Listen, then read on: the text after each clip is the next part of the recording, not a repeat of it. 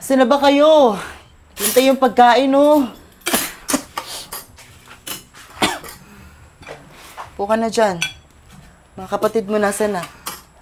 Sardinas na naman. Wala ka na ba ibang alam na ipaulam sa amin kung dito? Ha?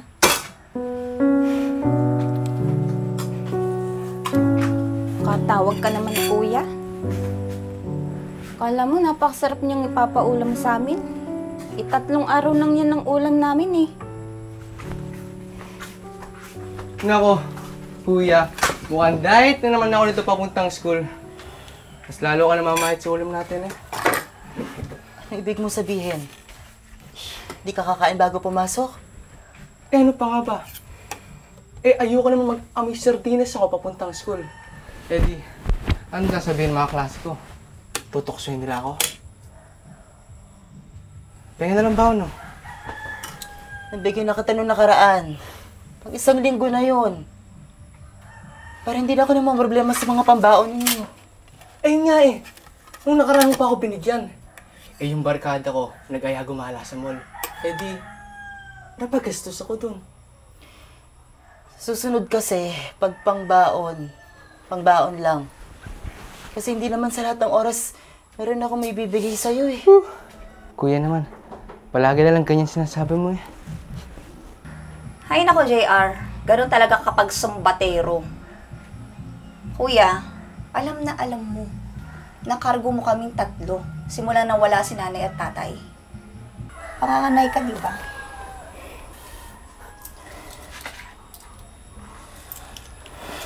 Ito na.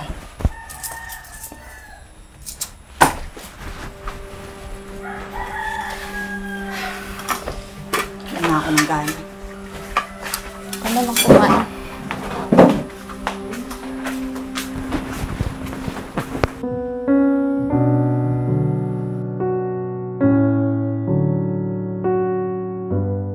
Ang ganda nito. Ate Joy! Oh! Ate Joy! Ano ba? Ano mo to? May nakita ko sa online. Yung uso nga yung damit tsaka yung sapatos. Wow, nga no. Ang ganda no. Tingnan nga. Aba, ay gusto ko tong puti. Gusto ko yung red. Patingin-tingin ka dyan eh. Wala ka namang pera. Nagawa mo pang magpakulay ng buhok ko. Pulang-pula. Gusto naman yung bangs mo.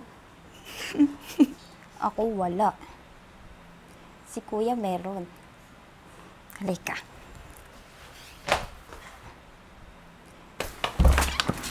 Shay, ba't tayo nandito sa kwarto ni kuya?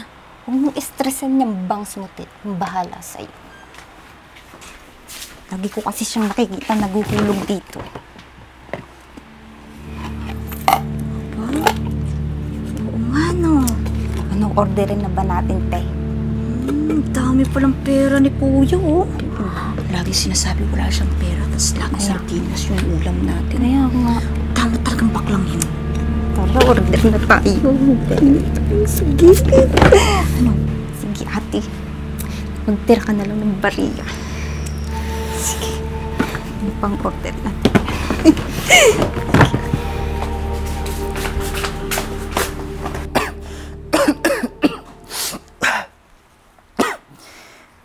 Maganda-ganda yung kita ko sa volante, ha?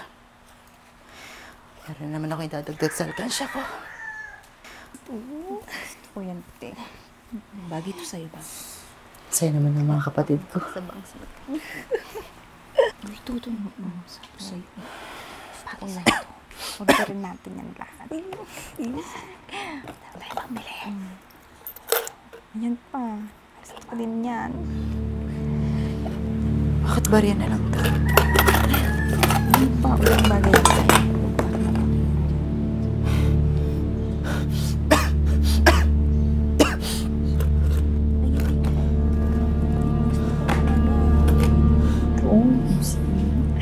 I-order yan lahat eh.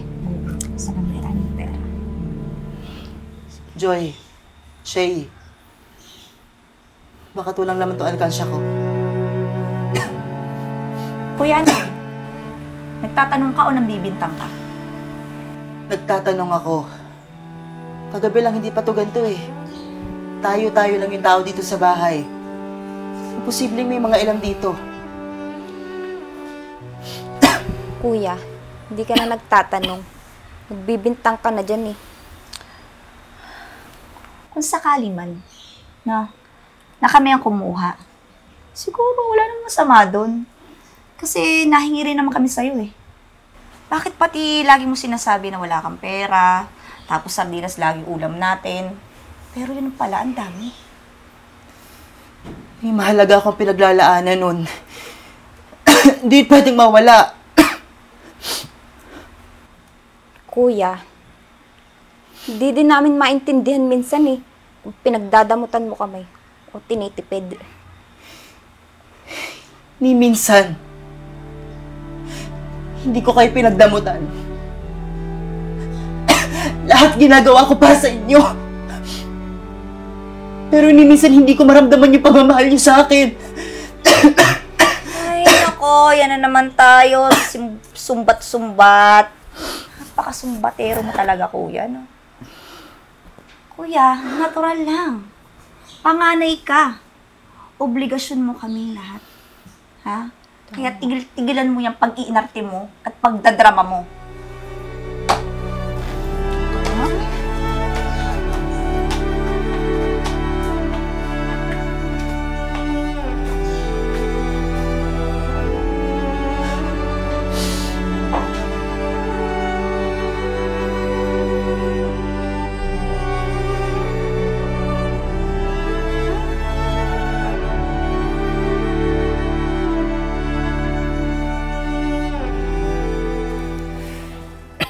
Bakit kasi hinahayaan mo na ganyanin ka ng mga kapatid mo? Alam mo, yung kapatid ko yung mga yan, masasaktan ko sila. Ikaw yung panganay, tapos ikaw pa yung nagpapaapi sa kanila. Umayos ka nga. Tignan mo yung itsura mo. Hindi mo na maayos-ayos ang itsura mo. Mahal na mahal ko lang talaga siguro sila. Lahat gagawin ko para sa kanila. Andun na tayo, mahal mo sila. Pero huwag mong hayaan na apihin ka nila. Nadudurog ka na oh. Di ka ba naawa sa sarili mo? Yang si Shay at si Joy, matatanda na yung mga yan. Kung tutusin, kaya na lang magtrabaho eh. Pero hinahayaan mo sila. Ayaw nila magtrabaho. Kasing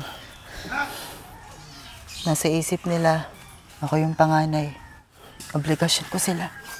O tapos ikaw yung nahihirapan. Alam ba nilang kalagayan mo? Alam nila na may sakit ka? Hindi. Ayaw kong sabihin sa kanila. Baka mamaya, mag-alala pa sila.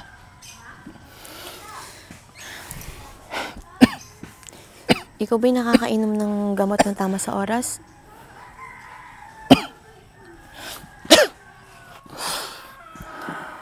Okay ka lang? Jam? Jam, okay ka lang? Jam! Jam! Jam! Tulong!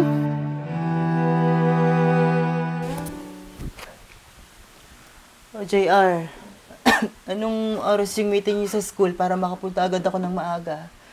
Titinda pa ako sa palengke. Kuya, wala man ako sinasabing pupuntang school ah. Eh, si Ryan, yung kaklase mo na kapitbahay natin, yung nag-ulit sa akin. Sabi niya meron daw kayong meeting sa school. Oo nga kuya, meron. Pero okay lang kuya, huwag ka na pumunta.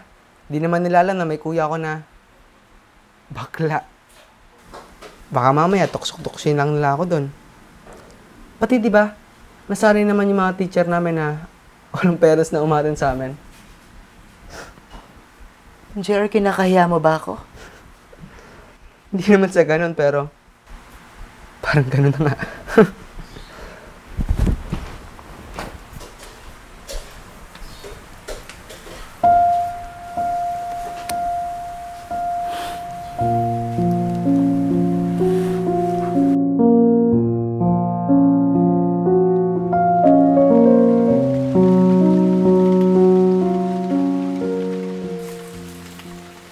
Grabe ang ulan ngayon.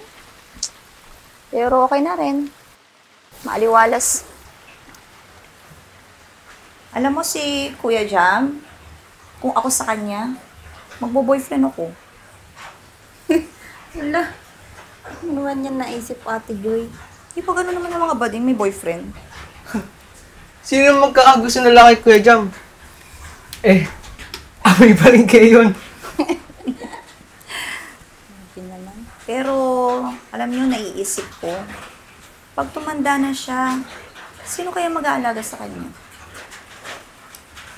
Hindi ikaw, ate. Ikaw ang sumunod sa kanya, diba? Ikaw talaga yung mag-aalaga kay Kuya Jam. Ba't ako? Si JR ang mag-aalaga. Bo, mas lalo hindi ako. Hindi obligasyon ng bunso na mag-alaga ng matandang kapatid.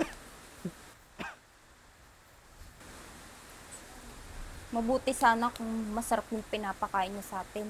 Aalagaan ko pa siya. Puro sardinas at tuyo naman.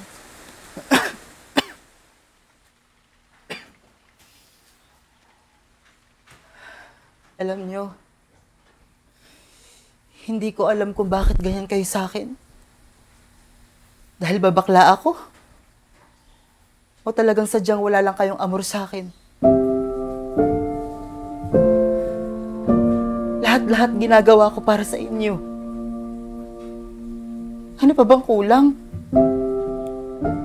Kasi simula na namatay si nanay at si tatay, naging obligasyon ko na kayong tatlo. Lahat ng trabaho pinasok ko para lang mabuhay kayo. Joy, Shay, siguro naman kahit elementary na pagtapos ko kayo, di ba? Pasensya na ha? Kung hanggang doon lang yung kaya ko.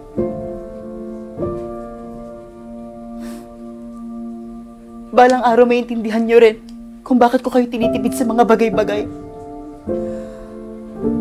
Maiintindihan niyo rin kung bakit gusto ko yung tumayo sa sarili niyong mga paa. Ikaw, JR, ginagapan ko yung pag-aaral mo. Ngayong high school ka na. Kasi ayoko matulad ka sa amin ng mga ate mo. Hanggang elementary lang niyo tapos. Yun na nga eh. Kaya kasalanan mo kung wala kami mararating sa buhay. Dahil hanggang elementarya lang kami. Hindi nga kami makakuha ng trabaho eh. Sige nga. Sinong tatanggap sa amin? Ha? Kaya huwag kang magtataka kung wala kaming kaamor-amor sa'yo. Drama dito, drama ron.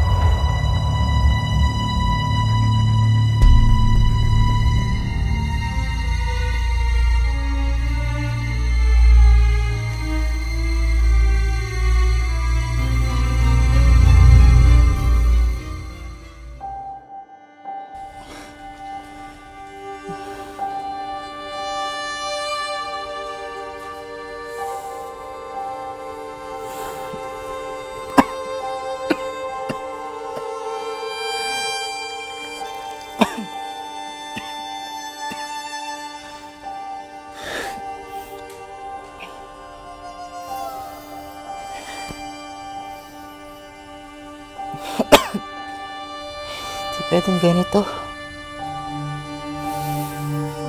Kailangan kong bumangon kahit nilalagnat ako.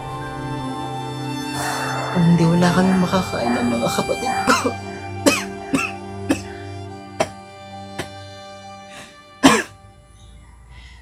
Shay! Joy! Shay! Joy! Baka pwede kayo muna yung magtinda din sa pwesto natin. Sobrang taas lang ng lagnat ko. Sayang din kasi yung kikitain ko pag tumigil ako. Hay naku, kuya. Hindi ako pwede. Sama nga din pakiramdam ko eh. Naulanan kasi ako kahapon. Mas lalong hindi ako kuya pwede. Baho-baho sa palengke. Mahiluhin pa naman ako. Baka makita ako ng mga kaibigan ko dun eh. Mas malalaman nila, nagtitinda ako sa palengke. Baka pagtawanan lang ako. Hoy, JR! Sabi ni Kuya, baka ikaw pwedeng magtinda dun sa palengke. Kasi kami pwede ni ate mo. Kung kayo nga hindi pa pwede, mas lalo na ako. May asi kasi yung pa akong project eh.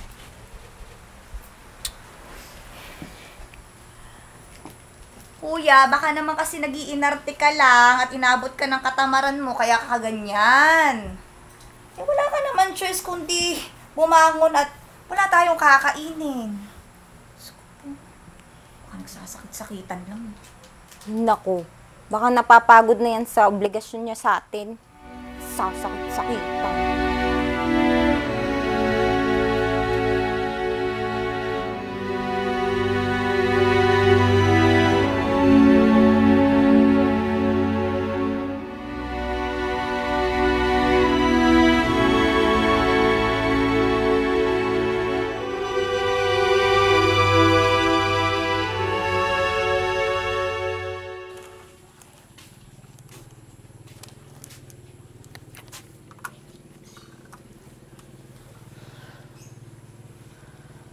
Bakit kaya ilang araw na hindi nagpapakita at nagpaparamdam si Jam sa akin?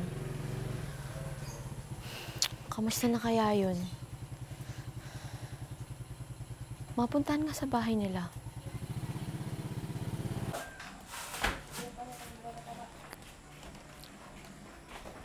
Jam?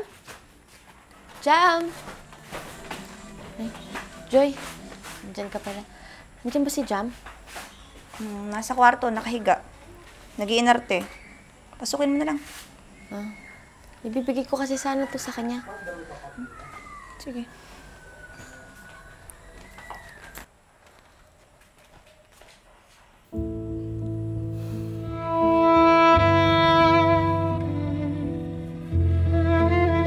Bestie?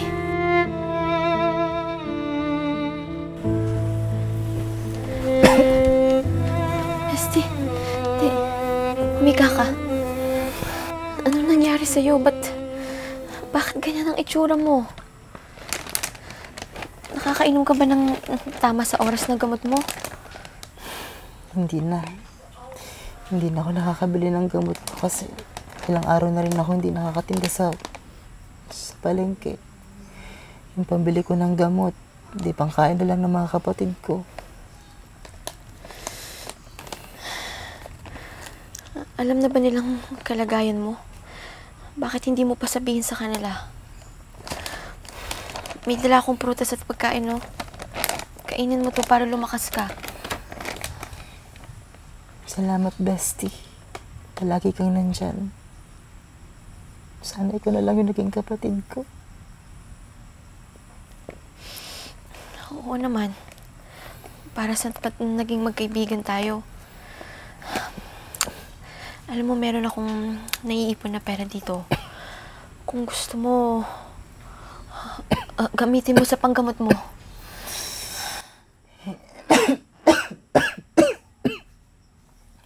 Hindi na, bestie. Hindi na. Nararamdaman ko na hindi na ako magtatagal. Nangihina na ako, bestie. Bihira ka naman. Huwag kang magsalita ng ganyan. Sa pagkakataong ito, huwag mo nang isipin ang mga kapatid mo. Sarili mong isipin mo. Kailangan mong lumakas. Kailangan mong magpagaling. Bestie, kapag nawala na ako, gabayan mo yung mga kapatid ko.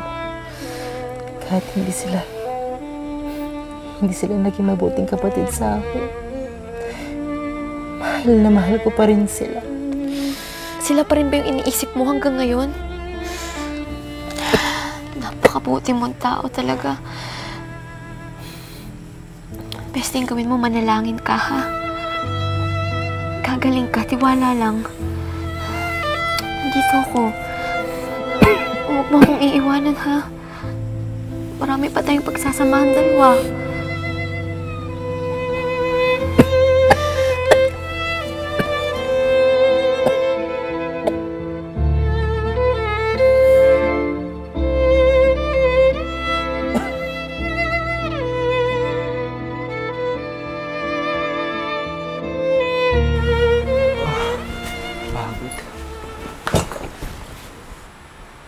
Kuya, asan na hinihingi kong pera? Bukas ng deadline ng field trip namin, Paano ba yan? Wala akong pangbayad. Hindi pa ako nakakatinda sa palengke. Kuya, anong gagawin ko? Siya lang ako maasa, Oh, kuya, for disconnection na din to. Ikaw nga mag-abot nito dyan sa kuya mo. Singgan-singgan na naman ng paas ng baklang mo. Oy, kuya, wala tayong bigas at pang-ulam. Umangon ka na kasi dyan. Kaya mo na naman ata eh. Mamamatay tayo sa gutom nito pag palagi ka na lang ganyan. Gagawa ng paraan.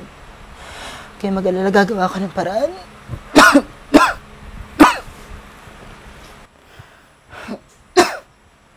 Dapat lang. Tara na nga, ate. Arting-arting baklang yan.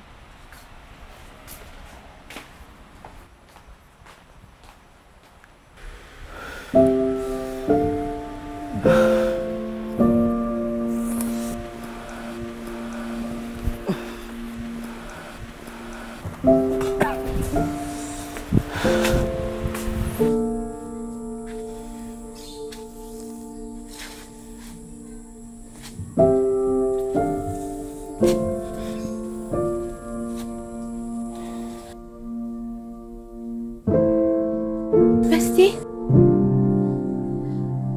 Bestie? Bestie, okay ka lang? Ano na nangyayari sa'yo? Ba't nandito ka? Bestie? Bestie? Bestie? Oh, ayusin mo yung ulo mo. Bakit naman kasi pinilit mo pang tumayo? Alam mo bang nilagay mo lalo sa peligro yung buhay mo? Jam, hindi mo na kayang magtrabaho. Minsan naman isipin mo yung sarili mo saka na yung mga batugan mong kapatid. Hoy, may girlfriend ka na ba? Paano yan tayo girlfriend? Hindi naman yata kay kuya. Naku, ayos-ayos na eh. Ala, mauna ka kasi. Sayang yung bangs mo. Opo. Ang gusto naman ng red hair mo. Ganda yan. Anong klaseng kapatid kayo, ha? Ganyan ba talaga kakapal ang mga mukha nyo? Ganyan ba talaga kayo kabatugan, ha? Minsan nga nagtataka na ako eh. Kung talaga bang kadugo nyo si Jam. Kasi sobrang layo ng ugali. Minsan naman isipin nyo mga sakripisyo niya para sa inyo. Pero ni isa sa inyo, wala man lang nagmahal sa kanya. Pare-pareho lang kayo. Siguro oras na para malaman yung totoo.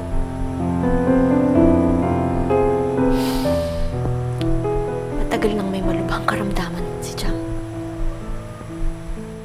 May taning ng buhay niya.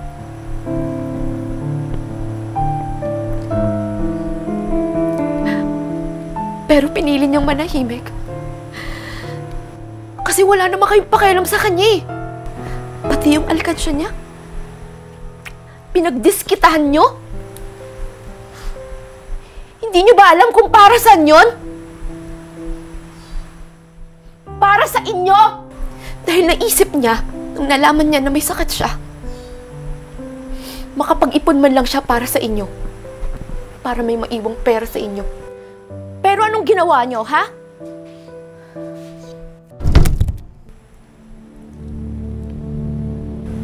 Jam? Jam?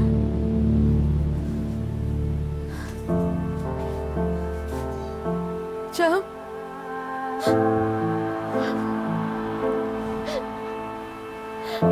Jam?